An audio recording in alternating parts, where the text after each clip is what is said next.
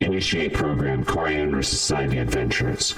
User Ninja Man Matt online. User Pods of War online. Administrator Tormented by Gnomes online. Commence program. Welcome back, everybody. It's Coriander Society Adventures, which means it's a Tuesday. I'm Tormented by Gnomes, your game master, your host. We got Ninja Man Matt. We got Pods of War. Matt, where's it at? Oh, I like that. Matt, where's it at? Matt is here, and Matt is, well, I wouldn't say queer, but I definitely am curious, and I'm curious to see what's going to end up happening today. Mm-hmm. We're all a little bit curious. Pods, what's going on? I stayed up until 4 a.m. playing Vintage Story. Yes. Does that mean that doesn't always mean it's a good game? Is it a good game? Yeah, it's better than Minecraft. All right. Oh, is that a hot take or is that a cold take? Well, it's like as if Minecraft was difficult and you actually had like a structure on what to do. Do you have to build, like, can you build factories and warehouses? I don't know. Okay. So what I like really want to be able to do. It's more survival game, so I'm sure you could, but you have to go through all the steps. So I'm sure there's probably a lot of people that don't like it because it's not casual Minecraft. It's like hardcore Minecraft. What about Echo? I know we were playing Echo for a little bit there. Eco. Eco, sorry. Yeah. Oh, geez. I still like Eco. All right. Well, cool. damn. Yeah. I wasn't up until 4 a.m. I just feel like I was. So it's going to be, we're all already complaining, it's going to be another fantastic adventure. Yeah. All right. What happened last time? Well, last time when we joined John and Asena, they were in the Astral Sea. They made a deal with an angel, or at least the promise of a deal with an angel, got their way to Lacunus, and were picked up by the Red Cross Knights. They spoke with a few of their old pals, Athenius and Manda. They were able to get some new gear, 3D printed by Manda, tested out in the barren wastelands of Lacunus until they were able to set up a meet and greet with all of the heads of state from the various factions in Lacunus, including the Renegades, the Voski capital, the Coalition, the Exarchate, and then, of course, the Red Cross Knights. There, they were able to formulate a plan to head to the Pit of Shadows, rescuing Gawargus, the original Red Cross Knight, and St. George, surprisingly, from Earth, the actual St. George from myth and legend. And eventually, they were able to put forth their plan, sneak into the Pit of Shadows, deliver a beacon to allow a payload to break open the mountain. They discovered the actual mountain was Drigarca Duarte, the slain dragon that made a deal with Carmichael all those many years ago to absorb a piece of the flesh of Kur. And eventually, there was this huge anime battle where all of the allies with John and Asena were able to defeat Drigarca Duarte, rescue Gawargus, and recover the flesh of Kur, utilizing a bag gifted to them by Dodd here, the renegade captain, leader, chief, top dog, chief. head there honcho, you go. Mad Max, the boss, El Jefe. Or to you. Oh, and John and sir. Asena have angel powers now. Oh, We're yeah. angels, sort of. We found God. He was under the sofa the entire time. Oh. So, our story resumes over the rocky, blasted deserts of Lacunus, where the smoldering wreckage that was once the Shadow Pits, the former lair of the Vignar, the shadow assassins of the god Falazur, which rose up in the shape of the ancient dragon who was infested with the flesh of Kur. Nothing but a smoldering crater and debris remains as the combined might of these high-tech forces focused down on it and blasted it into oblivion. After rescuing Gawargus, aka St. George, John surrendered his powerful artifact, the Red Kiss, that he'd been carrying with him for a very long time. And having completed his promise to the angel Oriel, the power of the heavens flowed through him, restoring his wizardly magic, but now imbuing him with a new form of power, the power of the angelic seals, which he can inscribe on things in order to unlock their abilities. Asena is a holy monk who can do all sorts of cool stuff, and in the aftermath of the battle, That's pretty much where we left off. The Giancarlo Duarte exploded. John resumed his magic, and all these powerful forces, both politically and technologically, are still gathered around in their various ships floating above the desert surface. Did both of you? Did you level up, Asena? For the most part, yes. Well, do we have still any? Need to pick a level 11 feat ability thingy. What are your options at level 11? I don't know. It's because I didn't. I did something weird for the other one, so it's like not like they play together. So I need to figure that out. But I did get a holy level 11. Nice. You want me to tell you about it? Mm-hmm. Okay. So chat. My speed is now 70 feet. Because at 11th level, let me send. I don't know if they can see it right now. It's freaking ludicrous. My steps become as light as a cloud, and I leave no tracks, and I increase my speed by 20 feet. And I also no longer need to spend any of my focus points in order to do the step of the wind, which was like, I think that was dash on a bonus action. And then, but I can now spend a focus point to conjure a disc of light in the air and use that to double jump. Hell yeah. And your unarmed damage went up. That's true. Basically, we found out a lot of things on my character sheet that I didn't update, so I'm excited to see how strong I am today.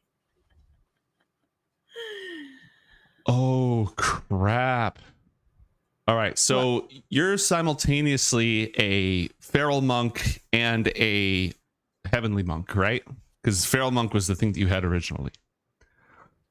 That's what gave you some different cantrips and stuff like that. Wood bending.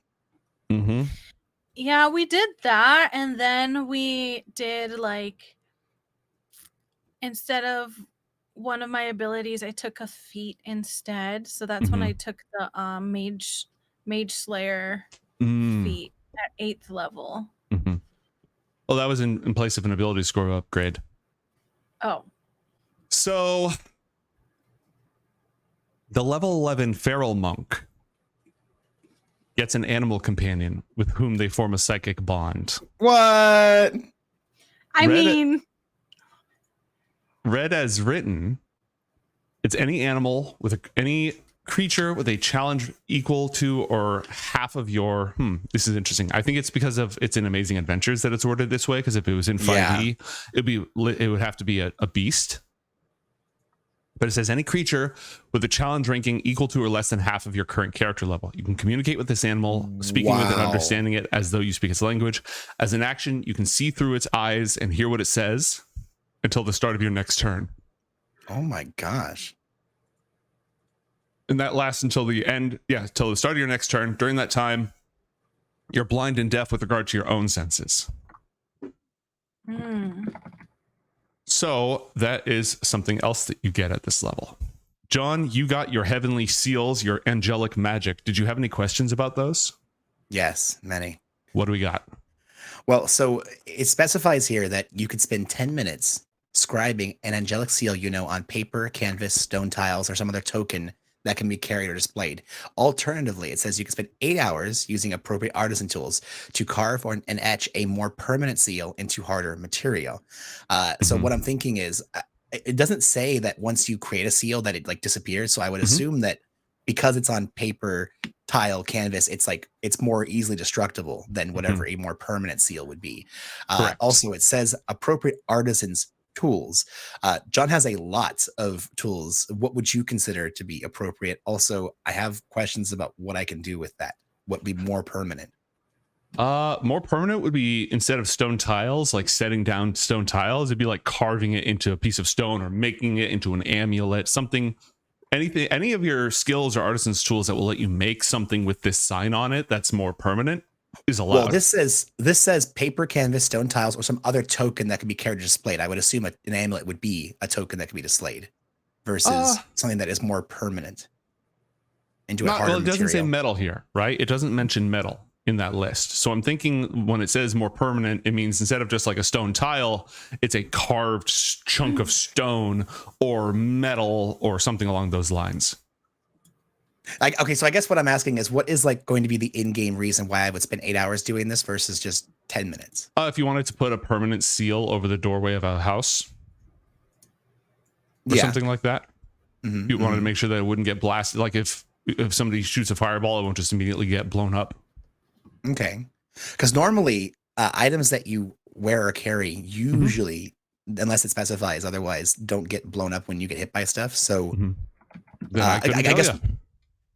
Okay, well, I guess just what I'm wondering is like if it just boils down to if we're going to use like a tiny object of like stone, for instance, as the hit points and AC versus like a more permanent would be we'd use like metal or something. Because what I was thinking about doing, since John's a tech wizard, would be to have a seal like downloaded onto his phone. That would take like 8 hours to make a more permanent seal into a harder material. And what a harder material would be, you know, His Ethernet, code. you know, like yeah, exactly.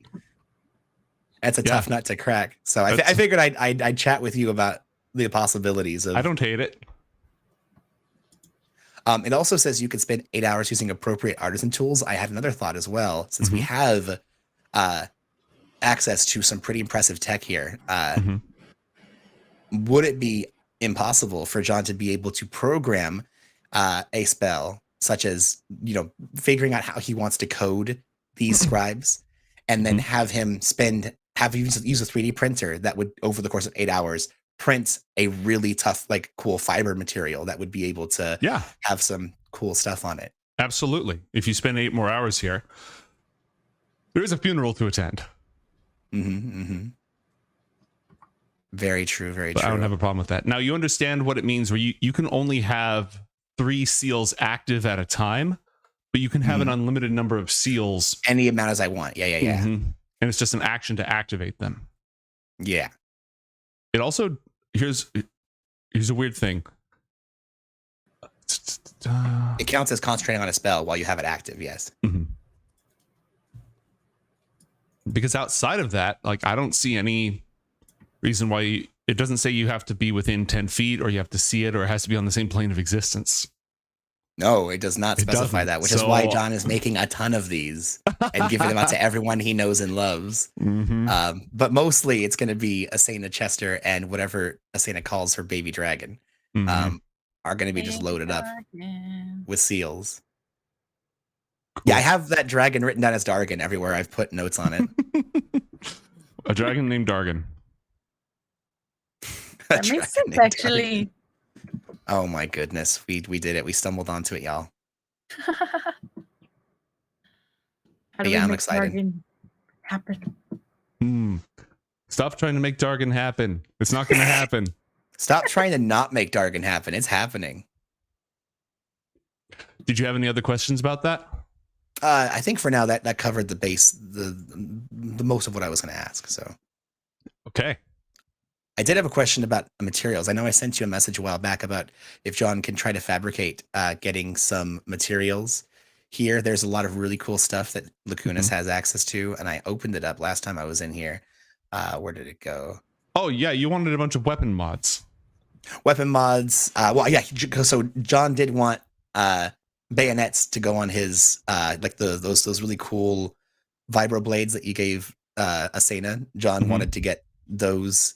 And then he also wanted some cool looking like material to put on his vest or on a trench coat or something. Let me find that link because you're like, I sent you a message. You sent me a lot of messages. I have. So under it, I'll go ahead. Yeah, I was going to say, go ahead and take a moment to pull those up for me while we continue to move forward with this. Yeah, absolutely. All right. So the various forces of your alliance are gathered together. The Red Cross Knights. Immediately after Galwargus blessed you with this supernatural power, they and their dropship took off to go find the actual piece of the flesh of Kur, which should be somewhere in the rubble. Unless you've already... Did we acquire that last time? Daughter gave the bag of holding. You put it in a bag of holding. That's right. All right, so it is secure. Okay. So at this point, it's just post-battle patrol, cleanup, etc. You get the impression that a lot of the people here are kind of eager to leave. The coalition battle medics are going around going, everyone cool? Does anyone need anything? Everyone's completely fine. Okay, we're gonna bye.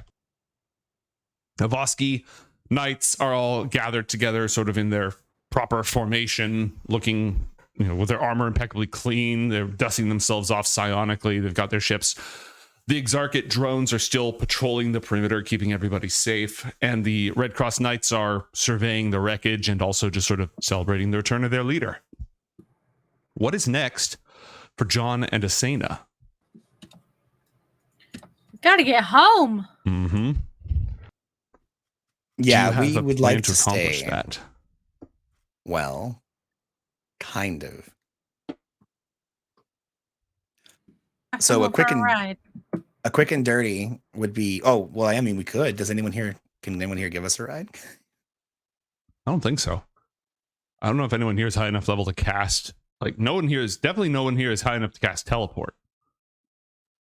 And even if they could cast teleport circle, you can cast teleport circle, so that doesn't do you any good. Yeah, my go-to was going to be, and this wouldn't take that long. We could teleport to Indogalad's palace in Buyer's Base and then just request a teleport from the king to get back where we're going. Or we can cast teleport circle. Asena takes us to the astral plane, and then we just try to find the portal we were looking for last time before we came here. But that might take more time. But Indogalad might not be available. Right. So that's kind of our. What does Asena think? I gotta get back as quick as possible. And So I'm should we open to risk it for the anything. biscuit and ask Indogalad to pretty please take us back? Why is that risky?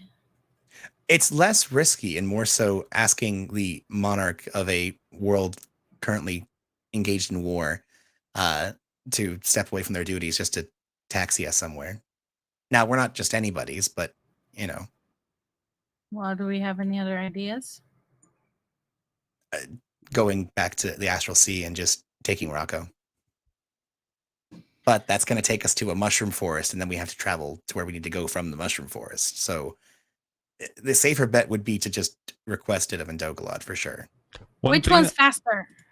Indogalad.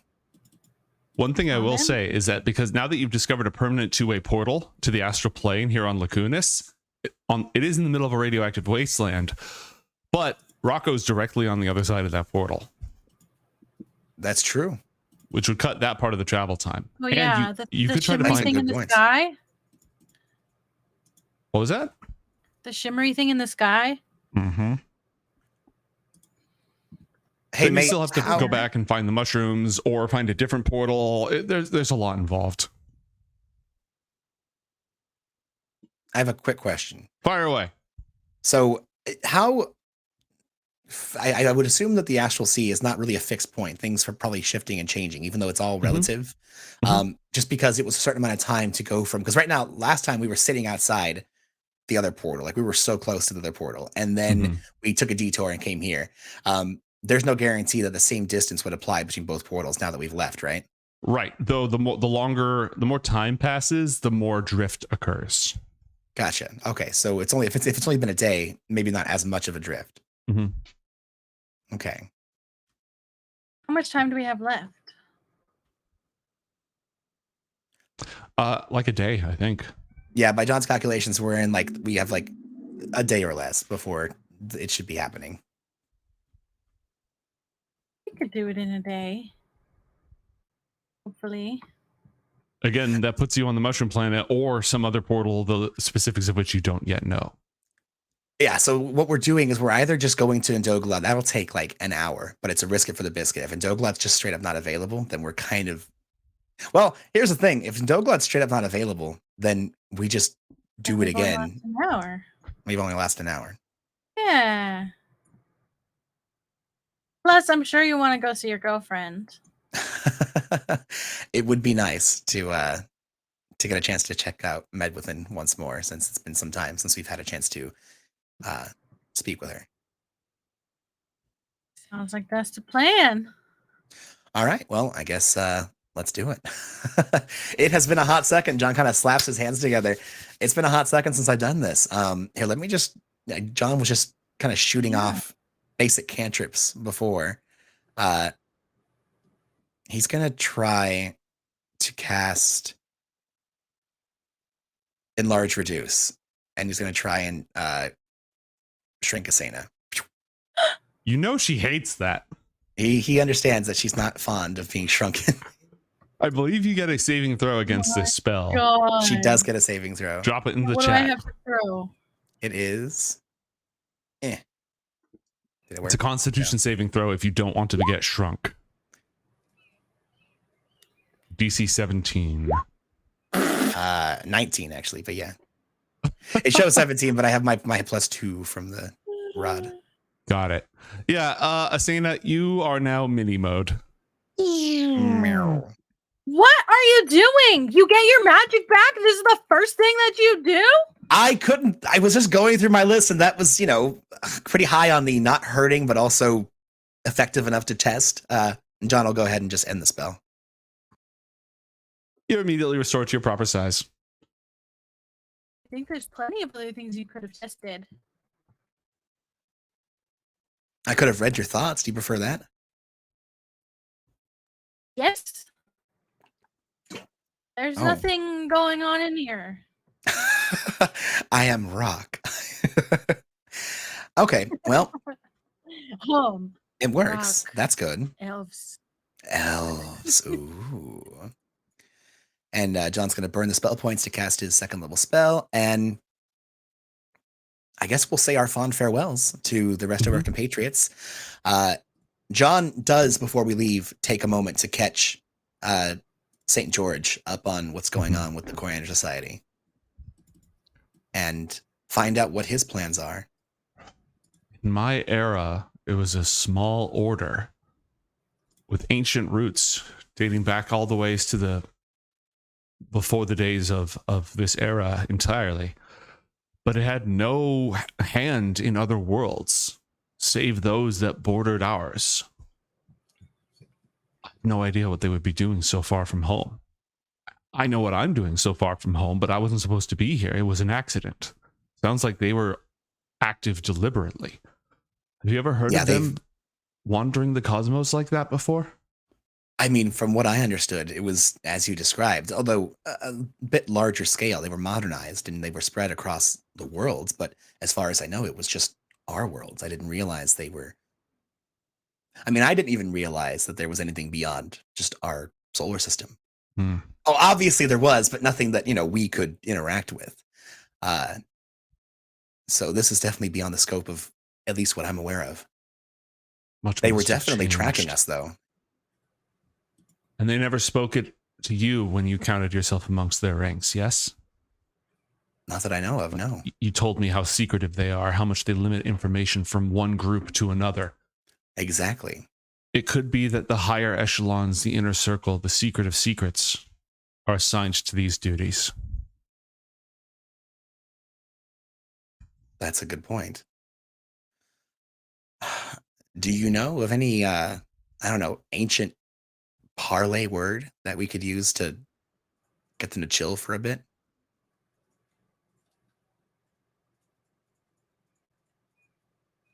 I spoke to the angel, and they were able to divine that as long as I can make my case and explain myself, it's most likely that the Coriander Society will understand what happened and hopefully give up the chase. Exodus 16:31. Can you drop that, please? Mm-hmm. Does John recognize that? How much to make a religion check? Yes, sir. 25. And the house of Israel called the name thereof manna, and it was like coriander seed, white, and the taste of it was like wafers made with honey. Does John know the significance of that statement? When the Israelites were stranded in the desert with nothing to eat, the term manna from heaven was this food that appeared for them, and they said it looked like coriander seeds. That was just a biblical line describing the appearance of this miraculous food. Okay, so hopefully if I speak of this ancient tale. They'll give me a moment. Okay. Yeah, that's better than what I had. Thank you very much, St. George. And that key that I gave you, what will you do with that? I don't know yet. Do you I'll plan to pray. destroy it? I'll pray on it. Would you advise me not to? No, not really. It's probably a good idea to get rid of it somehow. Mm-hmm. I don't think it's going to be as simple as just shattering with a sword, though. No, but I'm confident that if you trusted me with a piece of the flesh of Kor, then I think I can handle this as well. Well, if you need any help, I don't know how, but you can always call upon me, St. George. If you need any help, you can call me. And how would I do that? I believe you just mentioned the fact that you're a wizard. That's a good point. Sorry, it's been so long. You're right. I could just... Hey, speaking of which, would you mind if I could get just a little snip of your hair or something? It usually makes that a bit easier.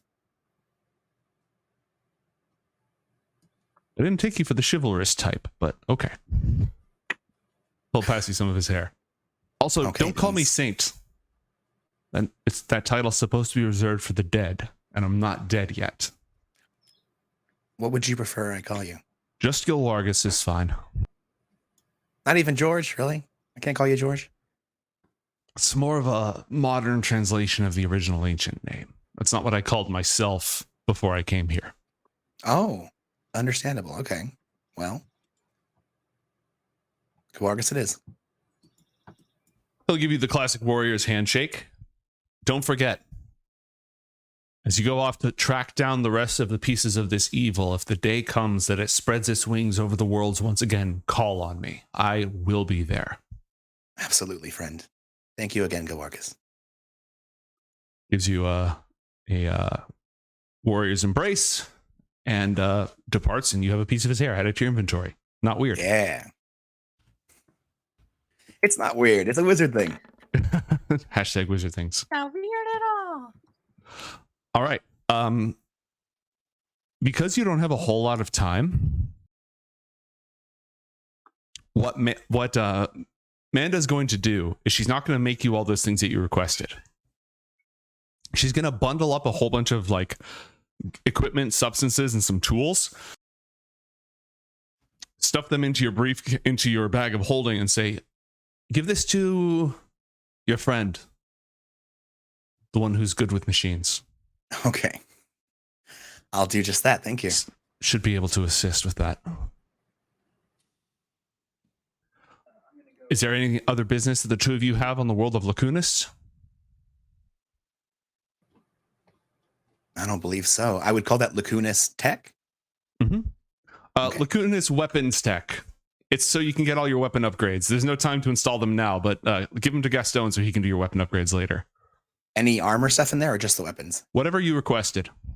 Perfect. Very good. Some of it will take longer than others in order to space it out, but yes. Okay. Anything else while the two of you are here? No. Ready to go. The All show right. on the John road. John will thank Manda. He'll thank all of those who came as part of the Lacunan Alliance. And specifically, he's going to contact and thank the Exarch. And he's going to contact and thank Casimir Vosky. Vosky, he's going to appreciate his willingness to allow his son to lead that mission, and that he and his knights were not only formidable, but gracious, and that we're looking forward to coming back and getting this gala started. He's eager to, he's very graceful, very polite, not super emotional at all, but is looking forward to hearing more of those plans so he can ensure that he brings the proper attire. Excellent. And to the Exarch, John is going to tell him that it seems as though, at least on a surface level, John has found some faith. And he appreciates Wow. the Exarch having faith in John.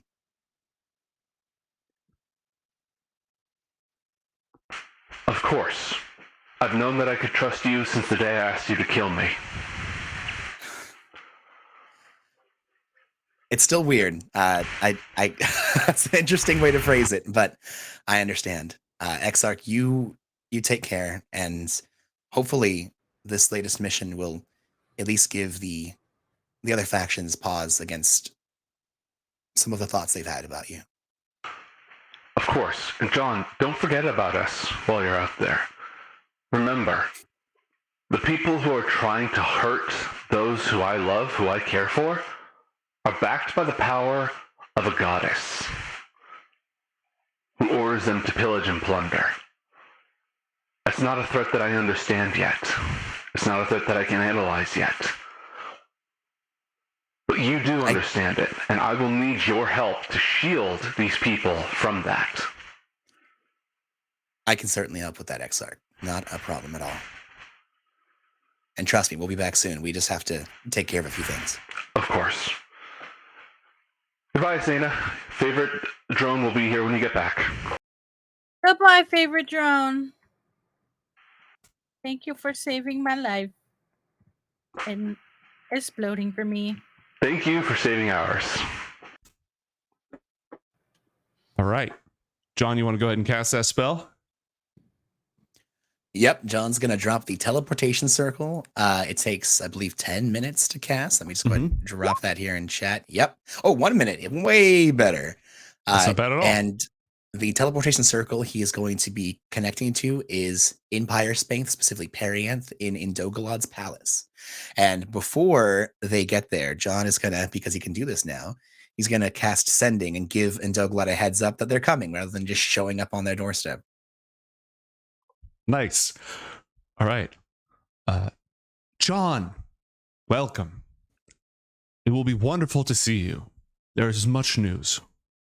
I hope you'll be staying long.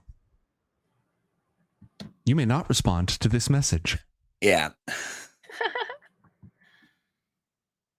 All right. And then how much long after that do you hit the teleport? Pretty much immediately? Pretty much immediately. Okay. Well, because you gave forward warning, that's going to change things a little bit. Oh. John inscribes the symbols, the exact sigils and code of that teleportation circle on a flat surface, chanting and infusing it with magic. Bit by bit, light trickles in through the complex design. When he's ready to activate it, I like to imagine to finish a teleportation circle, you have to close your hands alchemy style. And it glows and the light flares back and casts everyone as silhouettes. And for exactly 1 round, anyone who steps into it will be immediately teleported to Indogalad's palace. And I assume it's just going to be... what about Baby Dargan? Yeah. What about my Dargan? Is Baby Dargan coming? Yes. Okay. Can he come? I have to absolutely not forget about that. Dargan, been here the whole time. Man, people that missed like the past 2 episodes are gonna be so confused. Dude. For real though. Oh, hey mate, quick question. Yes. I interrupted you way in the beginning when we were given the intro. Were you everything all right? Was me. Oh. My door is loud. No, just that was your door? Yeah, it's oh my god, that sounded like a woman screaming. Jeez. It's a pocket door. Wow. I know that we brought up the idea that if a player gives a good explanation of a previous session, they get inspiration. Did that count, or are we not doing that in Coriander? You can have that. Oh, yay, Danka. And an Asena summary totally counts for the record. Yes, absolutely. All right. Anything else? Are you ready to be transported across time? Well, just space to the world of Lacunus. John got an outfit accessory of improved diplomatic prestige, whatever that is. I'm very excited to.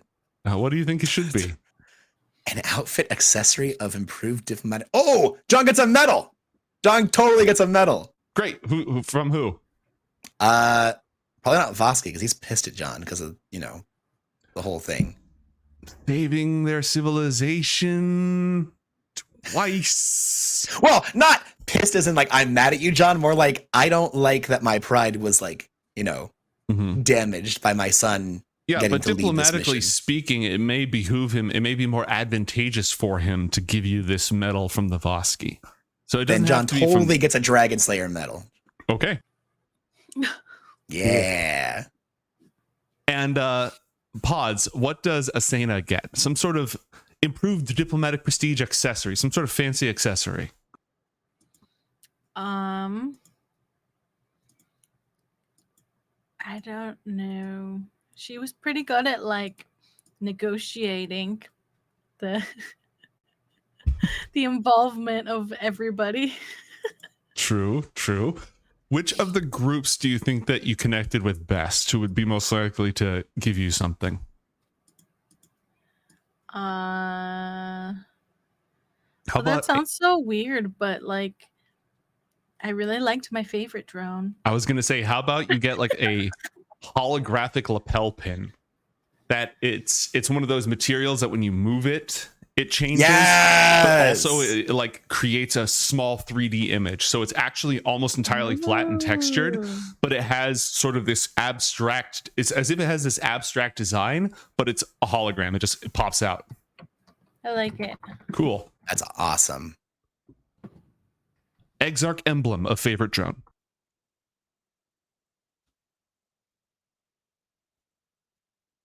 Okay. Are you prepared to teleport between Yes. one prime to another prime? When the three of you step into the teleportation circle, the four of you, because Chester's been here the whole time. Yes. When the four of you step through the teleportation circle, for John and the others, there's just a momentary sense of weightlessness and a tingle that flashes across your skin and a cold, like a cold chill. Asena, as always, a teleportation circle is like a temporary portal. So you know how portals form these whirling conduits from one point to another? The teleportation circle forms one, but as it forms, the moment it forms, it almost instantly collapses 6 seconds later. So it definitely feels different, but it's the same principle. You can still mess with it. You can still jump outside of the whirlwind or bring the others with you. You're not supposed to, but I am contractually obligated to bring it up every single time you two do this. I think Asena is gonna have like a flashback of like that first time, teleportation circles. She got like in trouble for messing with them.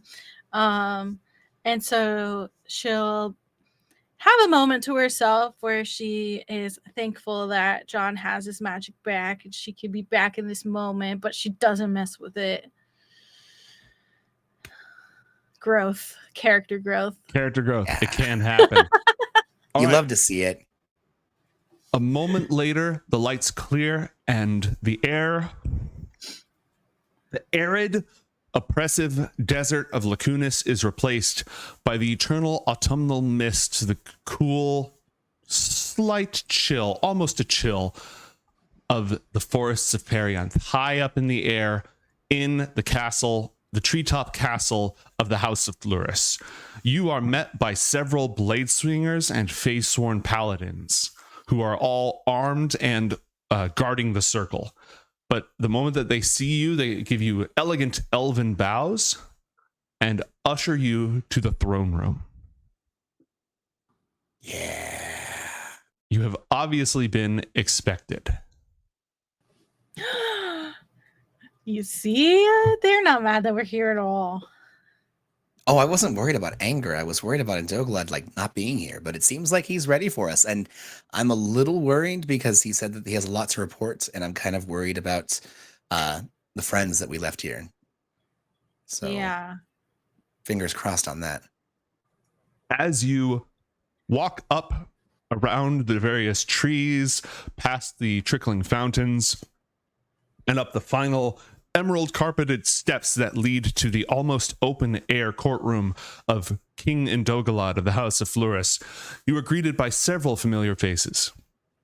The king himself, as he is apt to do when he meets guests who he really cares about, has risen from his throne and stepped forward just behind the archway that separates the throne from guests. No one's supposed to cross that boundary without permission. In front of him, you've got Ben and Charlie, both of them standing there, clearly excited to see you. Oh, thank goodness. To his left, the mysterious Medwithin Lithdeer watches from behind her silver hair with a small smile at seeing the lot of you. Maybe just John, maybe the lot of you, you're not sure. Adthea, the princess, and her handmaiden, Mireth. Adthea is clearly trying to act princessly as her golden hair is like all coiled up with different gems and such in it, but is almost bouncing. She's so excited to see you. And Mireth at her side with her red eyes, just sort of calm, quiet, a gentle expression on her face. And then seated behind at Indogalad's left is Boguk Cairnmelter. Yes. Welcome once again, fair guests, to the firefly-lit, cool breezes of Perianth. How well it is that your paths should lead you here once again. Your coming is like the dawn over the distant trees upon our day. Charlie goes, hey, boss. As always, your lordship, and John's going to go ahead and take a bow. It is a pleasure to see you and your court. I'm glad that you and your family appear, and actually John's going to make an insight or perception check to see if the king does appear healthy, because even though he's speaking very nice and flowery, he may not be doing so hot, especially because he was poisoned somewhat recently. Roll it. And that should be with disadvantage because chat gave me disadvantage. Give me just a second to fix that. Hold on just a moment. My roll 20 is being very slow. Me too. Not my roll 20, just me. Mate, if you want to just make a d20 roll for me, that would be great because it's not responding. Alrighty. It's a plus 12. 23. And with disadvantage, that would be a 23. Okay. He looks tired. He looks a little bit withered. He's using magic to maintain his appearance, but he's kind of fried. But at least not sickly. A little bit of the way he holds himself indicates somebody who's in pain and trying not to show it. Then, rather than speaking of Indoglad's health, John will course correct and instead describe how pleasant it is once more to be within the boughs of his halls, the treetops of the most beautiful verdant planet within Pyre space, that their welcome is as warm as sunlight, and their companionship is as soft as an evening breeze, and that we are lucky to be counted amongst Indogalad's friends. Is there a better place to continue our conversation than in these most formal settings, or do needs must right now? We're all amongst friends here. And he makes a couple of gestures, and a thin layer of rippling air, almost like fog, surrounds the throne room as he activates the latent Mordenkainen's private sanctum effect. Nice. Preventing all scrying, and anybody who's looking in from the outside will just see fog. Nice. John's kind of hoping that if Dogalad is putting up like a front of power because he's king, being in privacy can hopefully give them a sense of being able to let that mantle drop for a bit if they need recuperation. He does not. Time. Okay. Well, He does not. The option is there if he needs it, but that's understandable. Asena, you see Princess Adthea tugging on Mireth's sleeves, whispering in her pointed ears, and then glancing over her shoulder. She's got an earring connected to by a chain. Actually, what's the exact description on that thing? It sort of bounces as she's turning her head back and forth. It is a leaf headband and a chain earring with water bubbles on it. And she's clearly looking at your freaking dragon. can I like pantomime at her and like point at it? I'd be like, it's cool, right? It's a baby. She casts message as Indogalad responds gracefully with blah blah blah blah blah. Is that your dragon? I've never seen one like it. Where did you get it? Where did it come from? And it's just a message, so it's just in your head. Oh shit. Well, I could psychically talk to her, right? Yeah, well, you can also respond to the message spell. Okay. It lets you it's like you're whispering back and forth. It's not I'll actually psychic, respond it's more because like I whispering. definitely like am not paying attention to what John's saying. Understandable. I guess he's mine. I rescued him from a vat of stomach acid. Were you inside a creature? Why would it be in a stomach acid? That's not where dragons normally come from. I would expect a black dragon to be in this place like that, but not a stomach acid, just normal acid. I think it was stomach acid because then we ran out of it and then it was like a big. We'll have to ask John for the details. But it's yours. But It's he's. What was that? It's your dragon? I am a dragon mom. And she launches into a string of questions that are a string that is so long that she borks her message spell. And so she's just muttering to herself, but it's not actually reaching you. Meanwhile. And so, like I was saying, we ended up defeating this dragon mountain. And that's why this is you need to keep an eye on this dragon. It's in Asena's charge. We're going to be keeping an eye on it, but this is the offspring of a very dangerous being. So if it does anything, we will take responsibility, but just know it is in our charge and we're seeing what we can do to salvage this creature. He's a good dragon. I know he is. Well, he'll be good. I feel like as they've been here with Chester's acting like, big brother to this dragon. It's this big old wormling dragon, and Chester's this tiny little cat, but it like smacks it on the head when it starts like getting a little bit out of like hand, and it does that little like, hey, I'm a cat, you're an alligator, and I don't care that you're so much bigger than I am. The air around this dragon is freezing cold. It doesn't extend too far away from it, but like just immediately near it is freezing cold, like vacuum of space cold. Yeah. Ooh, nice. Not a lot of cuddling with this dragon unless it's summer. Mm-hmm. Or you're resistant to cold damage. That too. Which Asena is. Now, your message when you said, hey, we're on our way, you didn't say anything else, right? No, John would have given a more specific declaration, but we kind of just brushed over that, so I didn't get into it. All right. What were the vague details? Hey, we're on our way. Don't kill us when we get here. Obviously that. What are the other vague details that you would have sent along? Vague details. We're coming. We need assistance. High level magic. Please help if possible. Your friend John, kind of a thing. All right. Well, Indogalad is very interested to hear about all of your adventures and this whole thing with this dragon. And Charlie and Ben sort of look at each other. Yeah, sounds like another day of the job. When it's appropriate to do so, John doesn't want to besmirch the king of the court, but he does want to at least acknowledge Charlie and Ben, and if he can, inquire as to the status of Marikoth and both how. Well, one of them's from Zelsash, the other one's from Northport, and find out how they're faring. Oh, God, boss. You wouldn't believe. I thought dealing with a little bit of magic every day in the office was something, but no, here it's everywhere. If I didn't have this guy, I don't know what I would do.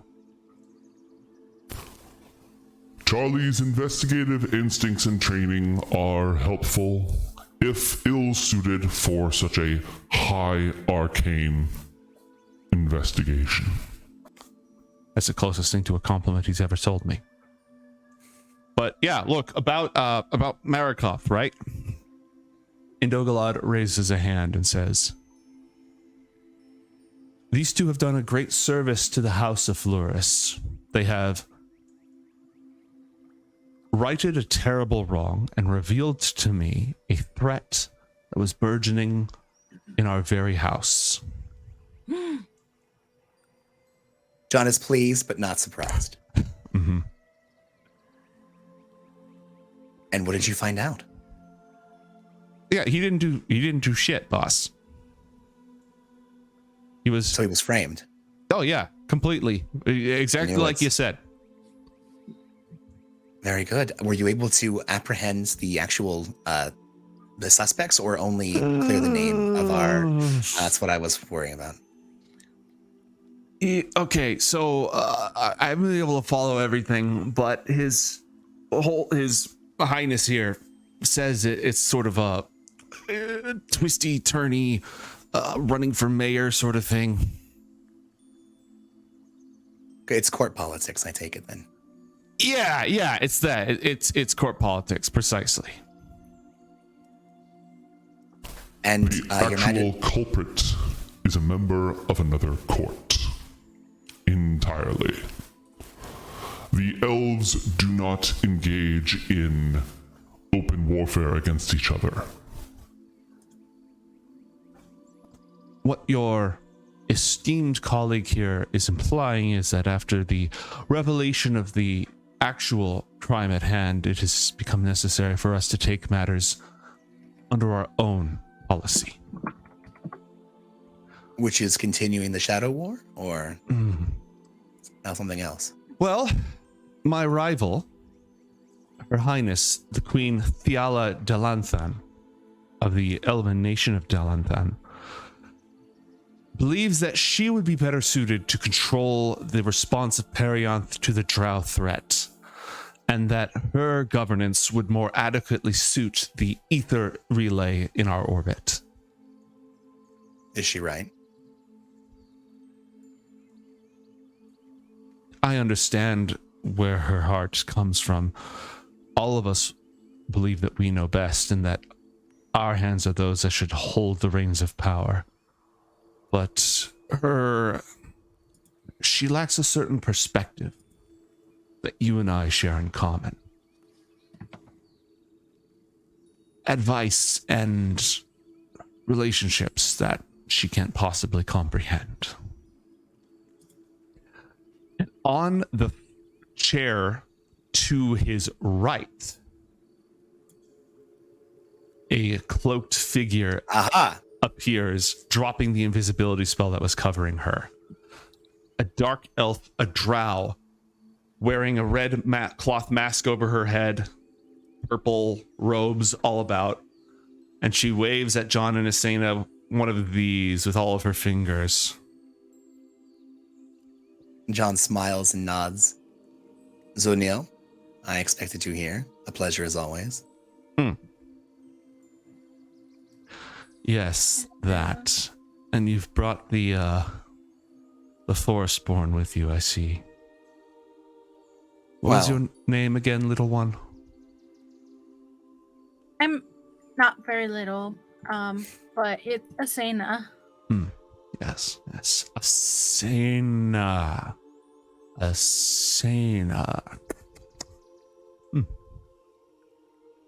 Pretty easy.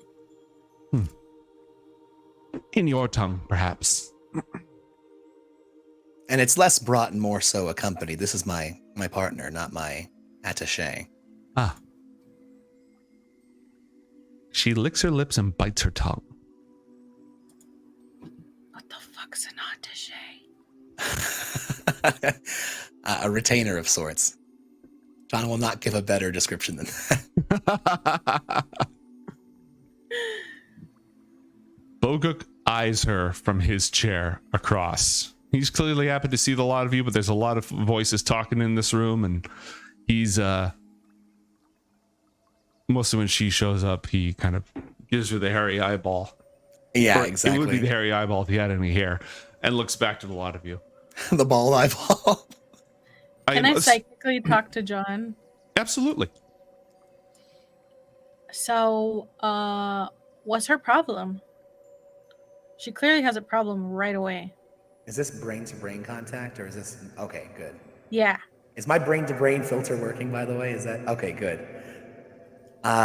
Yours is. So, she was a long-time rival. No, less rival. She was an absolute terror. She worked with the enemy. Was what you would consider a mid-boss of sorts. We would always stumble upon each other on our adventures here in the Pyre space. And after being defeated one too many times, I made her an offer of joining with us, that it was obvious things weren't going well for her, and that she was on the wrong side of history, and that together we would work to be able to undo this war. And it seems that eventually she came around to my offer and met with the court here in Flores and has now become an advisor of sorts to the king. So You can totally Yeah. take her. What's that? So she's jealous. I think she has a bit of a bitter thorn in her side, and despite the fact that she has taken the olive branch of peace, the slings and arrows that she suffered in her past, she still carries those bruises with her and is refusing to take a salve to repair them, if that makes sense.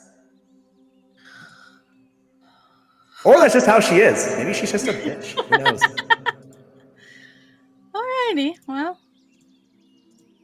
Sorry, maybe she's just a... Who knows? I'll go ahead and end the psychic communication. Yes, Her Majesty, my cousin, Theala, operates... Alas, she's unaware of the presence of my indispensable advisor, and therefore thinks herself better suited to handle this crisis than myself. It would ill besuit me to do harm to her pride or dignity, and therefore I will brook no open conflict. But I have made my cousin Marakoth whole once again, restored him, and done some repairs to the damage inflicted upon his good name by foreign politics. John crosses his arm in appreciation and bows. Your wisdom knows no bounds, your king. Thank you very much. Now, how long can we expect you, guests? I would have you eat at my table and regale me with your tales and share news, but you came to me in need of help. Yes, about that, my lord. We normally would spend, and John says it in the most respectful way possible. We'd like to spend the normal amount of way too much time, eating and drinking and revelrying here among the elves. John saying this in a way to represent that elves see time differently than most mortals do. Roll and persuasion check to be diplomatic about this. Yeah, exactly. And John's going to point to his Dragon Slayer medal to see if that does anything.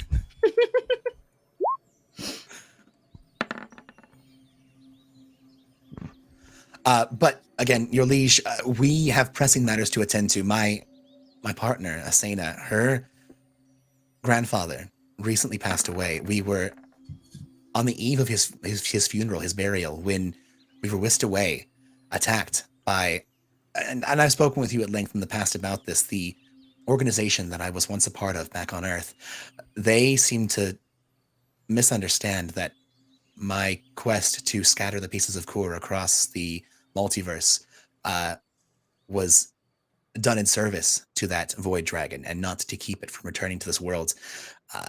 They've been hunting me down for quite some time, as long as I've been gone, in fact, thinking that I fell to infernal powers, and they seek to reclaim me. I need to speak with them at some point, but first I'd like to return my associate and I back to the world we came, the one that we visited with you, not but a few weeks ago, in fact. And were it not so pressing for time, I would get us there eventually, between my partners and I prowess myself, but we believe from, if our time is correct, it's going to be this evening or this morning. I honestly forget when exactly it was, but I know it was soon, and we'd rather not miss it if that's within your power to assist us with. Reverence for the dead and for our ancestors. An innumerable loss every time, 1,000 moments and memories, all of them washed away. Of course, far be it from us to keep you from the important act of grieving. But I shall expect that in happier days, you will grace our halls once again. Both you and your... And he looks over at Chester and Dargan.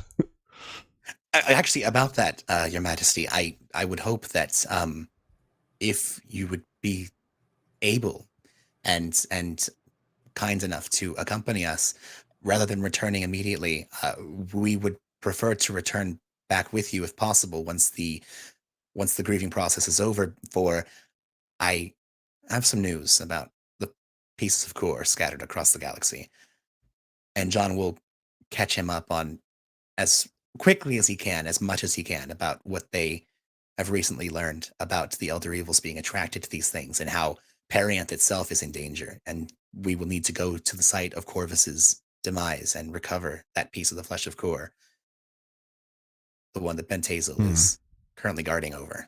Ill news, and I am glad you shared this with me before you departed. Be that the case, I fear I cannot hesitate, and I needs must return to my court immediately upon taking you to your destination. But you know the way back here, and you will always be a welcome guest here. And the moment that you return, I will be eager to take counsel with you. And he gestures at both John and Asena at this.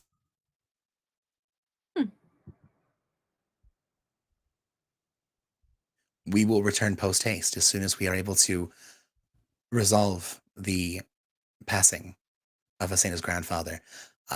We have many places that we must go, and I would like to actually get your counsel in planning how best to accomplish this very, very daunting task. Of course. Let us waste... I know primarily... I know primarily your concerns are here with your worlds and the universe of Pyre Space, but there is an entire multiverse out there with dangers abound, and as much as I can receive your advice and assistance, it would be most appreciated. The wisdom of the House of Fluoris is always at your disposal, John Carmichael and Asena of Northport. Now, is it your wish that your brave and clever companions should return with you? Well, I don't know. John's going to give Charlie, and mostly Charlie, a wry smile. Have you had your fill of spending all this time here with the magical peoples of Perianth, and do you wish to return to the more mundane existence that you remember on Northport, or have you grown a taste for elvish wine, my friend? I'd like both of you to roll a insight check, please. All right.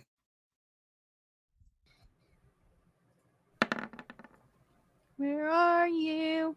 A 14 from John. Well, I rolled ass. Absolute trash. And a 13. I did worse. Okay. Worse or better? Better.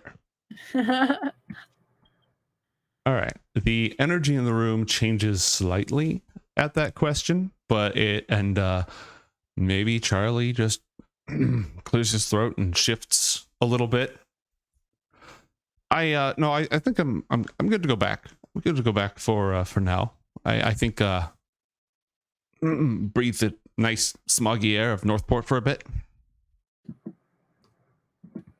You have been here a while.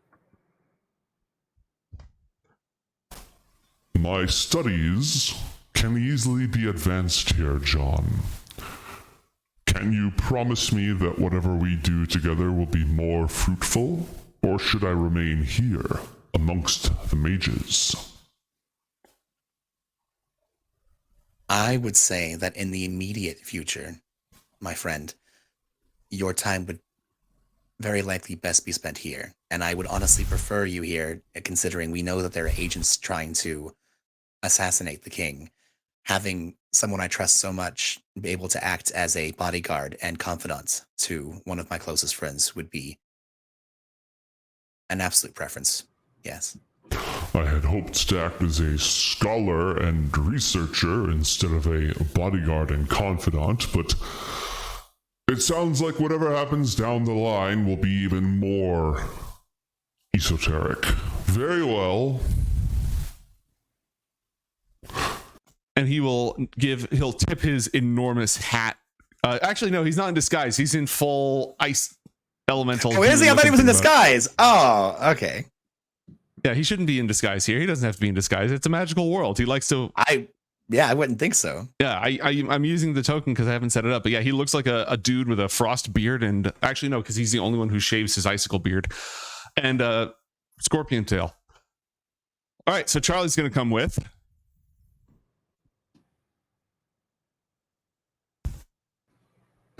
And Dogalot is going to be doing the teleporting, which means that unless the two of you have any other kooky ideas, the rest of the 8 people he can teleport will be taken up by his bodyguards. Perfect. No, I think that works very well. Unless Mebuthin would like to come along. John hasn't had a chance to catch up with her in a bit, and this is a very quick and dirty back and forth. Oh, you'll come back, and she doesn't want to go to a funeral on some other world. It just doesn't sound like too good of a time. You have to, she likes high society and she likes magical mysteries, and this doesn't sound like either, so pass. There's other ways for you to catch up anyways. Absolutely, and John's going to go ahead and send her a message now that he has his magic back. Mm-hmm. Just a little hello with the cantrip. Hey, with intention of studying magic with you later. Yes, exactly. All right. Magic, if you know what I mean. And before they leave, John just wants to check in with Boguk just to find out how the pilgrims are doing. Mm-hmm. All right. He'll go ahead and say, Bundusathur. His Highness has got them flitting all about the Chain of Tears. One job after another. Those things that took my home and those pirates of the Spider Moon, they're up to something out there. And you're not with them. I thought they'd be here. No, somebody needs to keep an eye on. His eyes flit over to Zuniel for a moment, the king. Relies on my counsel to keep him balanced. Huh? No, that makes sense.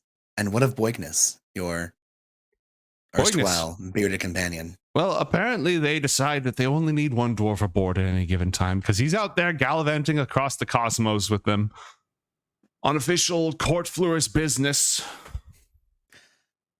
I must entrust the Aetherly way to you as well, then. Oh, it's still a Boignus thing, but it doesn't need too much maintenance. I am here primarily as counsel and as go-between for the pilgrims and the court. Well, dear Card Melter, despite gallivanting across the Chain of Tears and Asena and myself gallivanting across the multiverse, know that neither of us have forgotten my promise to you. I fully intend to return to this place not only to deal with the mistakes of my past, but to assist you with the wrong that was done against your people. I have faith that we're all where we belong and that we'll all get to where we need to be. It's good to see you, John. Take good care of yourself. You as well. Take care, my friend. All right. Asena, do you have anything to do while you're here? Asena will bring the Dargon close to Adthea, but be like, don't touch it. Does he bite? We don't know. What kind of dragon is this? Try? Do you want to see if you get bit? Yes. Vera holds out a hand. She's like, Your Highness, allow me. No, I want to touch the dragon. Your Highness. It would be wrong of me to let you go first and risk any harm be done to your perfect hands. Fine, fine. What do you think Zuniel wants? What? The princess says, "Hey, what do you think Zuniel wants?" and looks over Mireth's shoulder, and Mireth just stares at her and crosses her arms. Very well, if you must.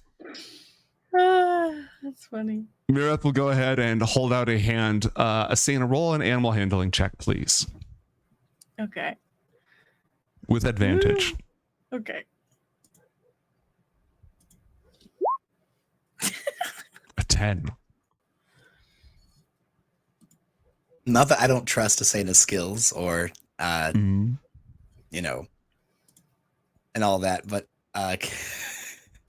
can John just say that he's at the ready to help in case, you know, Mireth is going to get bit?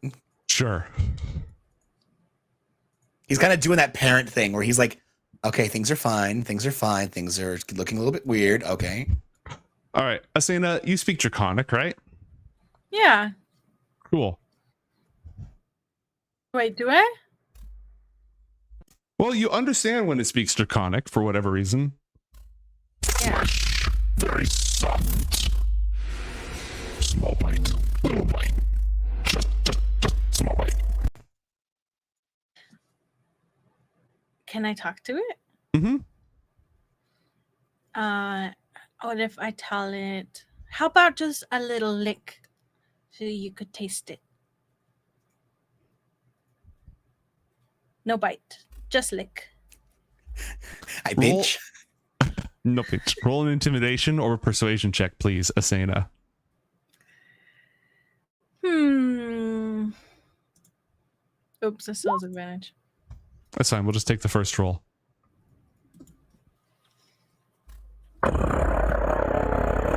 Fine.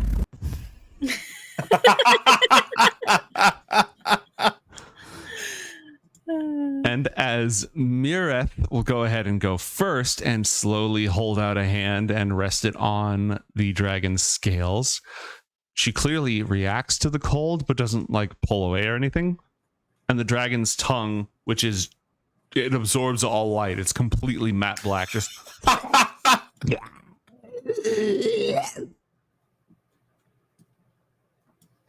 and Like a Mireth giraffe's tongue. yeah, it's like a giraffe's tongue. She'll remove her hand and you can see like a mark where the tongue touched her. Oh. Oh, God. Well, Mireth, are you all right? That was new. But was Is it it- hurtful? Your Highness, I would recommend that you avoid the tongue lest it mar your skin, even if temporarily. I don't care about is that. it an ink dragon? No, it just was so cold that it like left not frostbite, but a clear indicator of colder skin. Yeah, pulling the heat out and all that. Yeah, exactly. That red you get when you touch an ice for too long.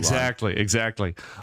Princess Adthea is going to take this as permission and immediately go up to the dragon. And it's not like it's a combination of pretty dragon, you're so small, how cute, and also what are you made of? What kind of a dragon are you? I've never seen this before. Why are you the way you are?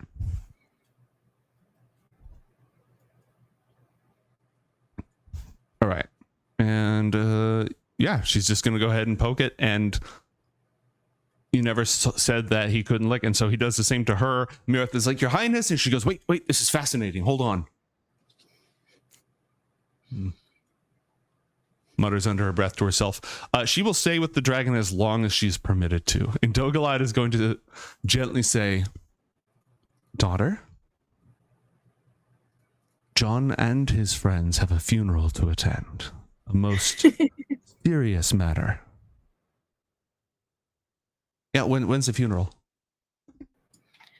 Today. Right now, today?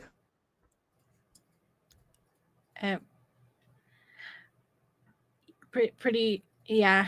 Well, I guess it's not happening right now, but we gotta go. They have many preparations to take care of. Their customs of their people are an enigma to us, daughter. Who knows how long it's going to take them for their servants to get them dressed? John doesn't have servants. Neither does Asena. Whoa. I mean, you're right. But whoa. That's rude. My mom totally has servants. Really? But you don't have yeah. servants. Yeah, but my mom's servants are going to dress me. Well, I never said you couldn't have servants. I said you don't have servants. I don't have servants, but that doesn't mean I don't use servants.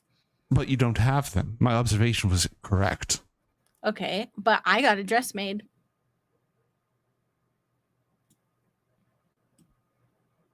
I just forgot. We have to go back to the tailor shop. John, we gotta go. And Thea, if maybe if you're good, I'll leave the Dargan with you sometime. But how do you qualify good? How can you know what good truly is? Is this based on the values of your culture or mine or some third party set of philosophical values? Can it be quantified? Yeah, Asena. Can it be quantified? I'll leave it up to your handler. Handmaiden. Handmaiden. She gets to decide if you're good or not. Athea gives Mira the look. And Mira, like, gently bows her head. Very well, when you return. And Athea will step back up onto the platform. And Indogalad will look around just to make sure there's nothing else going on that he needs to tend to. And if there isn't, he'll begin intoning the arcane gestures of the teleport spell. Are these invisible guards I see these HP bars on? They shouldn't be invisible. They look a lot like the floor. Oh my god, they do look a lot like floor. Jeez. It's that elven camouflage kicking in, you know? They straight up look like floor. Mm-hmm. Wow. Those are floor guards. The ancient order of the floor guards, the sacred protectors of House Fluris for time immemorial. The floor here is very floor. House Fluris. House Floris. Exactly. Wow. The elves here are very floor. Mm-hmm. The floor isn't lava. It's worse. No, the floor is lava. No, we're not lava. We're warriors. I'm a face-worn paladin. These are blazing. We're not lava. I don't understand the joke. Well, I'd call you an orange, but then I'd shave it for later or something. Just let's go. All right. They look at each other, shrug, and King Indogalad will cast. Let's see. Oh, John, have you anything from your office? Yes, but not on me. My bag was stolen. Is anything... Oh, wait. Yes, I do. John reaches into his vest and takes out a pen. Perfect. Prince Indogalad will take it, and that gives a 100% chance of success on the teleportation. Yeah. Which means I'm not going to roll on this table to see if you get put into some other city on the other side of the planet.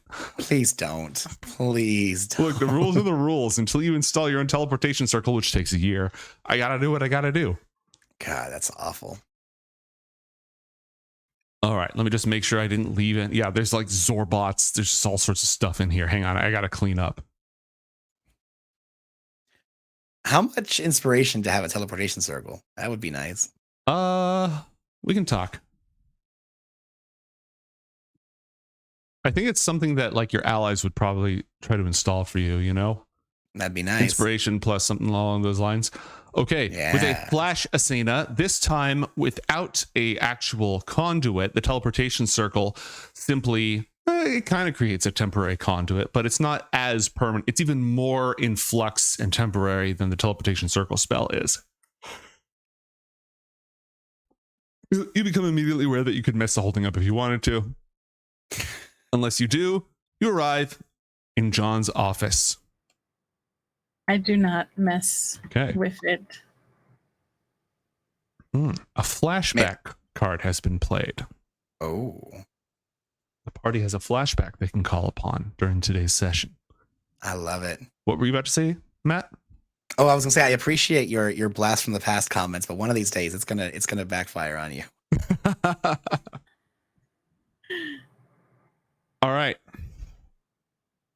The flashback is supposed to be like totally built a circle before. Well, it does take a year, but I will take this into account. If you don't spend this flashback by the end of the session, I will put that in the give John a teleport stack. Yeah. Which is going to take a while to stack. You know what I mean? Yeah. You know how this That's goes. a great idea. All right. John was here a year. John would have been doing that. That makes sense. Welcome back to Yord. Whoosh. Yord. The guards Yay! immediately secure the room. These elven warriors in this noir detective office. They go to check the windows. Last time they came here, there were Zorbots and stuff, but this time they seem to be fine. So they're going to patrol the room. My liege, it seems this place has been ransacked. John, you see no signs of ransacking. God damn you. Yes, it was incredibly ransacked. The last time we were here, they were tearing the place apart, and we haven't had a chance to put it back together. This is totally not how this place looks on the regular. I'll have to have someone come by and clean it up later. Roll a deception check, please.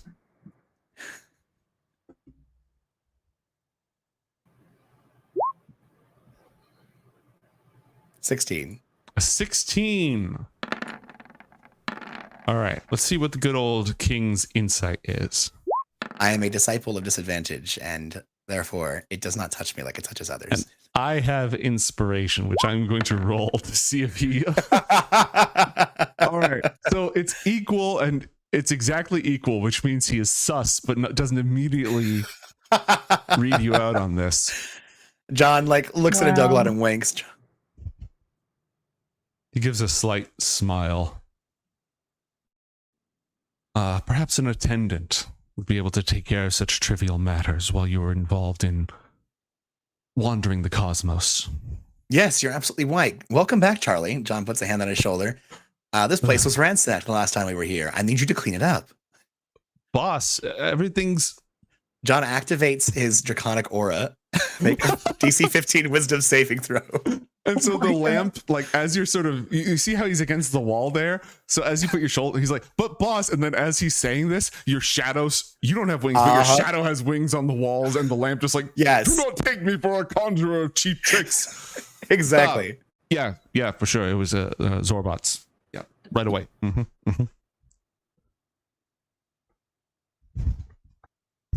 And with that, John is going to cast the knock spell to unlock the door. Okay. Because it was, I'm assuming, locked since he was gone. What does he have a?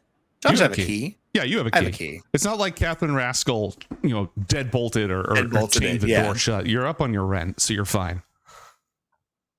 Perfect. My liege, we must restore you to Perianth immediately. Another time, perhaps. Are you sure you don't want to get a bite to eat while you're here? I was under the impression that you and yours had a funeral to attend. Besides... Well, we do, but you could just, His Highness could never wander this place without a greater escort than us. We only brought 3 of us because this was a short expedition. My lord, should you wish to... We are here to obey your command, but should you wish to grab a bite to eat, we recommend returning another day. There's a pickle stand just right outside. Roll a persuasion check. Persuasion. 23. And in Dogalad casts disguise self to look exactly like himself, except without the pointed ears and with a really fancy, white tuxedo sort of look. Oh, yes. And a hat. His guards all hang their heads. And when they lift them up again, they look like hired goons. Yes, of course. Oh, I love it. Yes, let's all get a pickle, and then we can head to the funeral. Well, we'll pick up the dress first, and then head to the funeral, and then you can head back home. Bring one back for Athea. She'd love it. Miss Asena? Yeah? Hey, good to see you. First off, he points at the dragon. Yes, that is my new friend. I saved him. It's her. I don't know. We have consumed this world. We are very hungry right now. Yeah, are you planning on just walking around like that? Do you think it's allowed? I don't know if allowed is the right word, miss. People here, it's not like that other place, right? I've seen some things. I've anyways, they're not going to understand. I don't see the problem with Asena walking her dog, and John snaps his fingers and casts an illusion spell to where it looks like she's got a very large dog. Okay.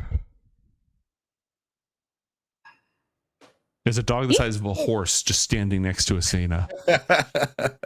It's a dog. You're not a good boy.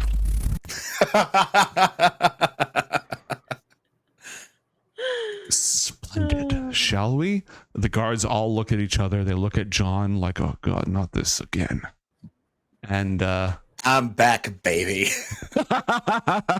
and that's where we're going to break. Don't go anywhere, folks. More Coriander Society adventures. Visit to the pickle stand, getting a pickle dog, and then going to a funeral right after that. Just normal Coriander stuff.